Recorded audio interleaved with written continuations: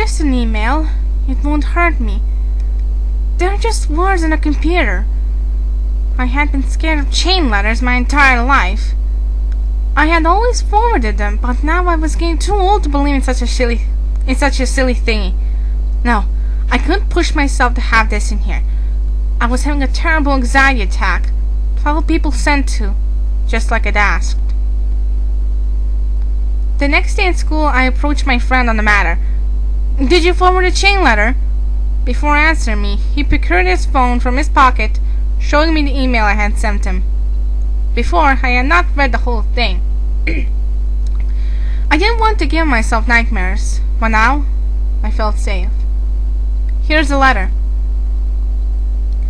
"Hello, my name is Gregory. I love to play with chains. Then my daddy beat me to death with one. He drank a lot of beer, but now he's dead too. I killed him. Don't hurt my chains. Send this to 12 of your favorite people. But hurry, I'll be back on Sunday. Love, Gregory." The letter was unusual for a chain letter. It wasn't particularly descriptive. It didn't feel as threatening as some of the other chain mails I've got before, but it scared me. "My name is Gregory. I miss you, Dad." I was very worried for my friend. What if he died? What have I done? I didn't personally know all the people I sent the message to.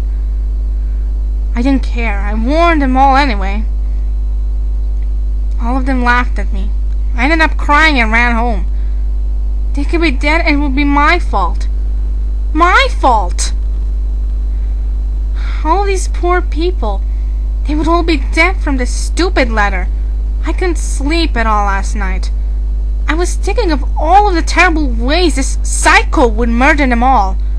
I asked my friend to stay over tomorrow night. I know we're kind of getting old for it, but I didn't want him to die. Maybe the killer would get confused when he wasn't there. Yes, that's it. What about the other people? Some of them are my friends, and I didn't want them to die. I think my mom will be worried if I invite the whole neighborhood to spend the night. I couldn't save them. I felt terrible, but it was better to save one than none at all. He was coming over about 4 p.m., so I prepared myself. I didn't want to be defenseless if the killer came. I took a knife from the kitchen block and hid it under my pillow. After he came, we were running around outside, and then I suddenly tripped on something. A chain. It was old and rusted like it had been there for a long time, but I had never seen it before. The coincidence terrified me. I'm writing this from my home now. I wouldn't believe this if I didn't see it for myself. The time came that we were settling down around 11:30. We were dead quiet. I was staring at the clock, watching the minutes slowly go by. It was so quiet, we could hear each other's breathing. Well, he could hear mine, at least. I was so nervous. We just sat there, consumed by the silence and darkness. The clock at last hit 12.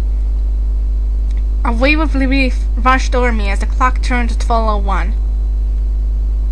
But then, the door to my room flew open with a large shadow in the doorway. A large man grabbed me and chained me up to the chair in the corner of the room.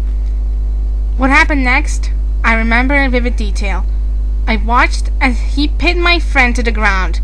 He ripped open his stomach and pulled out the entrails. He cut out all of his limbs and finally his head. The knife bore a hole through my friend's torso, and then the man fed a length of chain through it. The chain was then locked together with a padlock, and I watched as he casually exited the room with the torso, then returning empty-handed.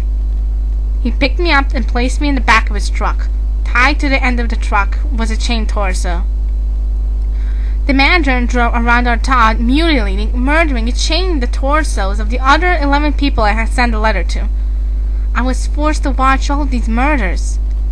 Driving along the road looked like a chain of fucked up wedding bells. After he was done, he put the knife in my hands and left without the truck.